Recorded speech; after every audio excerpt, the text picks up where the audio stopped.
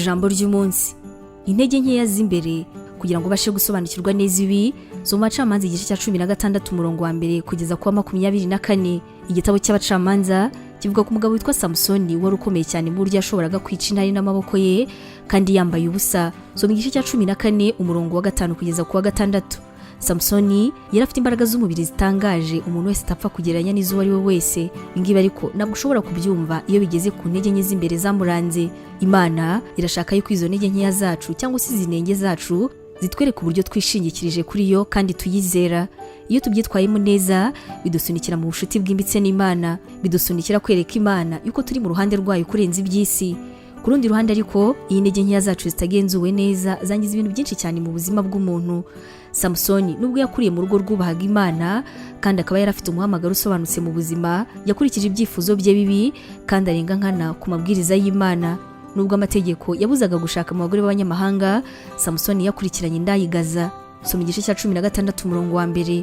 Inyuma Samsoni yaje guhura n'umugore witwa Delila, kandi nubwo intego z'uwo mugore zari ubuhemu mu buryo bugaragara, Samsoni yatanze umutima, atanga ubwenge ndetse n'umwuka kugira ngo yishakire gusa imibonano mpuzabitsina. Yari mu bubata bw'icyaha mu buryo amaherezo yemeye yuko uyu mugore ategeka ibikorwa bye kabone n'ubwo byatwara ubuzima bwe.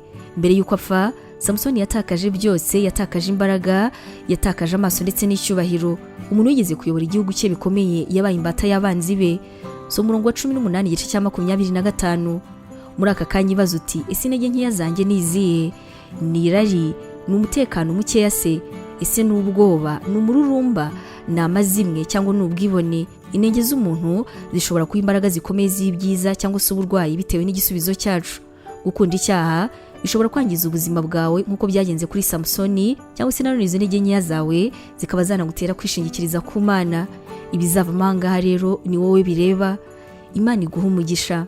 Ubu butumwa mwabuteguriye kandi mwabugezwagaho na Nibintije Evangelical Ministries International, ariyo mu magambo ahinnye izwi nka Nemi.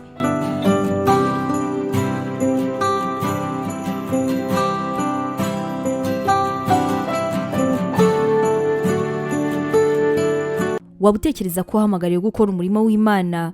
Wifuza inyigisho zacu se zisohoka buri munsi kandi zagufasha mu buzima bwawe zikagukomeza mu bibazo? Wumva wifuza kwiga teolojiya ukamenya ijambo ry'Imana, intwaro yagufasha mu buzima? Duhereye kuri iki kibazo cya nyuma, niba igisubizo cyawe ari yego, ngufitiye inkuru nziza cyane. Tugufitiye ishuri rya teolojiya kandi wigira ku buntu. Mu ishuri ryacu harimo porogaramu zitandukanye izirimo nka pastoral studies, uburyo wakwiga kuba umuvugabutumwa mwiza cyane. Tugira kandi biblical studies, iguha amasomo atandukanye ajyanye na Bibiliya. Dufite kandi Christian counseling, inama za gikristo zigufasha mu buzima bwawe kandi zikagukomeza umutima. Kugira ngo ubashe gusobanukirwa neza ibi, wasura urubuga rwacu ari rwo wa#nemibibleinstitute.com, cyangwa se ukaba watwandikira kuri WhatsApp yacu ari ikimenyetso cyo guteranya 141 232 650 34. Twishimiye kuzaganira nawe ku byerekeranye n'ijambo ry'Imana.